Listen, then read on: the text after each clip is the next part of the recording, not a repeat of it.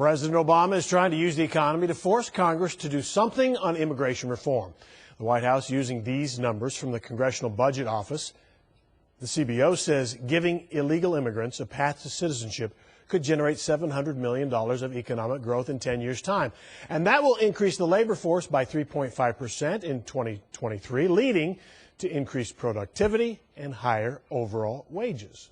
Okay, that's a lot of numbers, but we're not economists. This guy is. Dr. Bud Weinstein is in tonight. He's with SMU's Cox School of Business. Certainly appreciate you being here tonight. Oh, happy to be here, Heather. Okay, so you saw the numbers. Does Yes. all of that work for you? Does that kind of make sense within 10 years, this economic boom that we will see? It's not really that large if you divide it by 10. We're talking about, $70 billion a year on top of a $17 trillion economy. But to me, I guess when you look at it like Yeah. that, I guess the president's trying to put a positive spin, though, on this reform bill. the president has been pushing immigration reform, just as President Bush was very much in favor of immigration reform. We need it. We haven't had any change in our immigration laws in 50 years, and they're really out of kilter with the needs of the labor force. So what do you think of this bill? I mean, I'm wondering, why it hasn't passed this for the second time now. Oh, it's all about partisan politics. There's still a strong contingent of both Republicans and Democrats who are worried about illegal immigration, and they say before we start crafting a path to citizenship, we've got to defend our borders. And indeed, this bill would pump a lot more money into border security.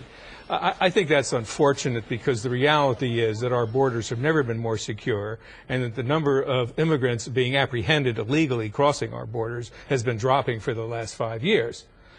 We need more workers in this country, and if we don't find a path to citizenship for illegal immigrants, and if we don't find a way to generally make the United States more hospitable to immigrants, it's going to hurt our economy. So is this bill the one to get it done?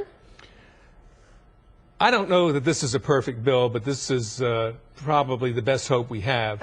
Nothing is going to be perfect. That's right. It's not the bill that I would design, but if we have to pay the cost in terms of tightening border security and involving other types of public expenditure to get us on a program that will allow the 11 million undocumented residents of the United States to become citizens, that's a good thing. Now, I know you say that number doesn't sound like a lot when it's spread out over these 10 years, but do you think that's going to be enough of an enticement to get the House to pass this? Oh, probably not. I don't think that's a very persuasive argument simply to say that the immigrants are going to help grow the economy. I mean, that goes without saying. We need the economy to get better. That goes without saying. Okay. 13% of the people living in the United States today were born in another country, and 16% of the workforce was born in another country. And before the Great Recession kicked in 5 years ago, most employers were worried about not having enough workers. So the argument that the illegal immigrants take jobs away from citizens is just sheer nonsense. If we don't change our immigration laws, we could actually see America's population start to decline in a decade.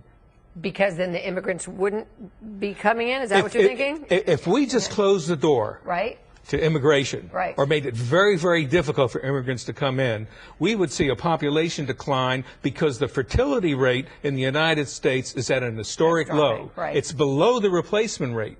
We need immigrants to not only grow the population, to grow the economy, to pay taxes, to help pay for my Social Security and Medicare, your Social Security and Medicare. Next, So that's another argument you hear, that particularly illegal immigrants are costing us because they're taking more in public services than they're contributing. There have been many studies done that show that is not the case. Well, I tell you what, I just think it's an interesting approach the president is taking to kind of do this grassroots, state to state, door to door kind of effort of look at what we can do. This is money and it's a boom. No, I commend the president Florida. for going on the hustings and trying to whip up support for this bill. Yeah. And I don't know whether it's going to succeed or not. I hope it does, but there is such animus in Congress now that has nothing to do with immigration as an issue. It's just Republicans and Democrats don't get along. And that story will never change, so we can leave it on that. Dr. Weinstein, thank you so much, as always, for coming in. Glad to be here. We appreciate it.